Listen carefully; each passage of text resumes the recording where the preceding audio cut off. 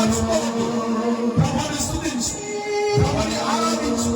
నీ కుటుంబాన్ని ఇంతగా ప్రభు కట్టాడు అని దేవుడు ఆయన నీ మీద చూడడం ప్రేమ. దేవుడు నీ మీద ప్రేమిస్తున్నాడు. నా ప్రియమైన కుమారుడు, కుమార్తె, దేవుని ప్రేమను జ్ఞాపకం చేసుకో. నీవు ఎప్పుడో చనిపోవలసిన వాడు, ఎప్పుడో నువ్వు మంచు మీద ఉండవలసిన వాడే. కానీ నిన్ను దేవుడు ప్రేమించి, నిన్ను నీ కుటుంబాన్ని దేవుడు ప్రేమించి, నిన్ను నీ కుటుంబాన్ని దేవుడు సహాయం చేసి నీవు స్థితిలో ఉన్నావు. ప్రభువుని నువ్వు ఆరాధించవలసిన వాడవైనా, ప్రభువుని స్తుతించవలసిన వాడవైనా, నువ్వేమి చేసినా ఆయనకి తిరిగి ఇవ్వలేవు. దేవుడికి ఏమి ఇవ్వలేని స్థితి నీది.